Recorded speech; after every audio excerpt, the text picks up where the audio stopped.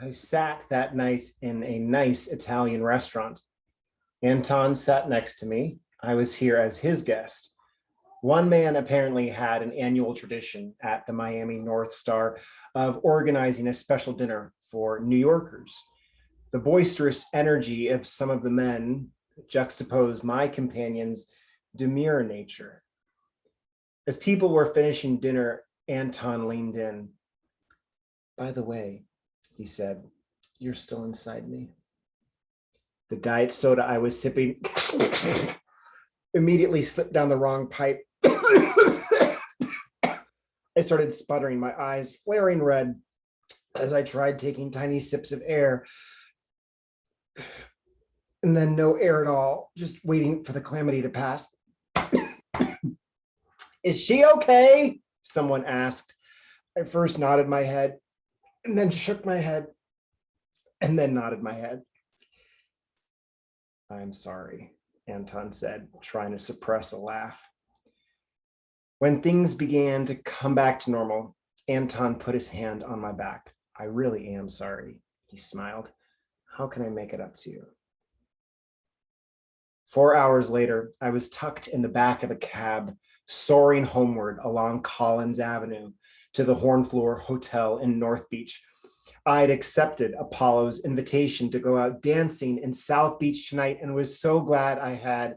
In the cab with me now were Anton, plus Dominic, my new friend, the 70s era porn star replica.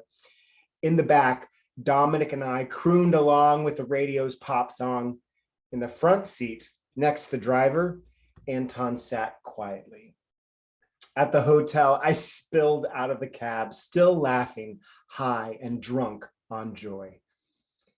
The next day, I sat down for a workshop in a meeting room the size of a professional basketball court. Multiple people had told me I should check out this specific workshop named Drop the Rock. It involved a crash course in steps 6 and 7, which seemed especially fitting considering that I was on step 7. In the big book of recovery, step 7 was explained simply as humbly asked God to remove our shortcomings. The woman leading the group was from Brooklyn and spoke in a passionate, visceral way about letting go of things holding us back. She spoke with such conviction that it made me question my relationship with my personal history and my own perspective on it. Drop the Rock Lady had us use thin black markers to write on individual rocks, which she supplied.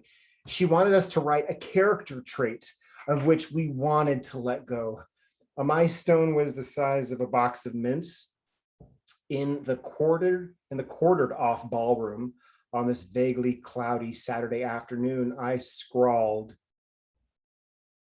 caring what other people think.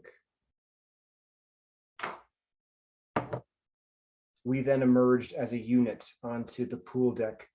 Others inhabiting the dolphin-sized sun loungers lifted up their shades, peering at our caravan weaving its way towards the sand. On the beach, I heard a caw from above and watched a seagull careening in the wind.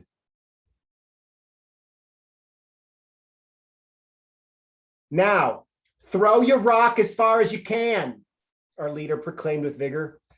I pitched my arm back and obeyed.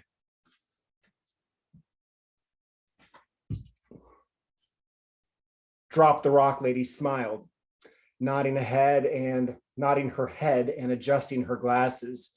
Everyone was silent. Now, she announced over the dull roar of the surf, I don't want any of you coming out here later trying to find your rock in the sea.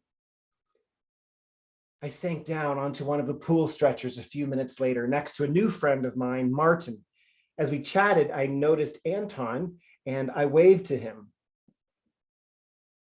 I know about you and Anton, Martin said. What? I know what you two are doing. I felt the oxygen leave my lungs. I couldn't speak the words to convey how he was making me feel.